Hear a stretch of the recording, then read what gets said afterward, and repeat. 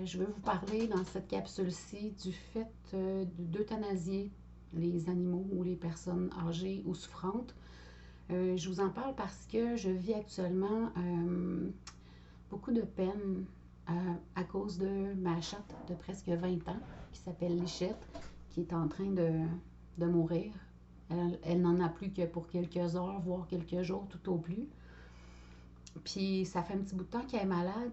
Et bien sûr, les options qui s'offraient étaient entre autres l'euthanasie.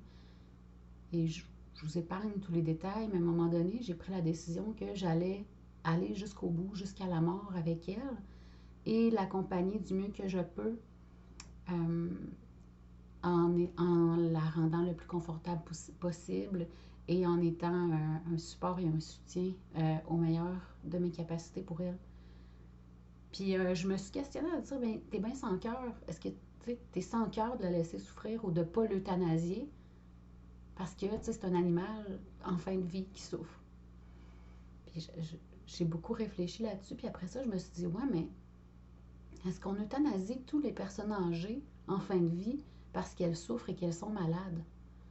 T'sais, si un être cher est en fin de vie et souffrant et malade, tu vas dire, ben moi, au lieu de m'en occuper, puis de ramasser ses vomis, puis de changer son lit, ou peu importe, je vais le ou la faire euthanasier parce que j'ai pas envie de passer à travers cette souffrance-là.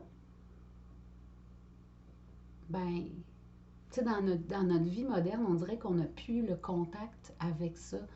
Dans le temps, tu sais, les gens habitaient dans leur maison jusqu'à leur trépas et souvent étaient exposés dans le salon de la maison familiale.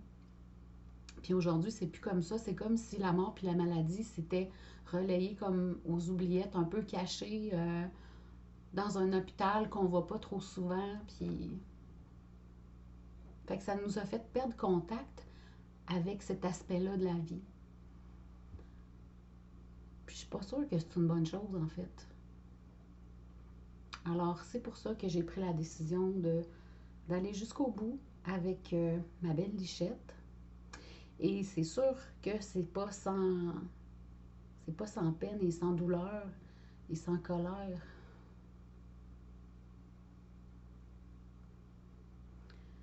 que ça se passe. Parce qu'après 20 ans, ben, on s'attache. Ça devient comme, ça devient comme un membre à part entière de la famille. Alors c'est ça. Vous pouvez penser que je suis sans cœur. Moi, je pense que, en fait, c'est comme si j'avais de la gratitude de pouvoir vivre ça. Je suis chanceuse parce que je travaille à partir de la maison, donc je suis tout le temps là. Tu sais, s'il y a quelque chose, si elle tombe ou si peu importe, tu sais, je peux l'assister puis l'accompagner. Donc, c'est ça. C'est ça que je voulais vous partager ce matin. J'ai choisi d'aller jusqu'au bout avec elle.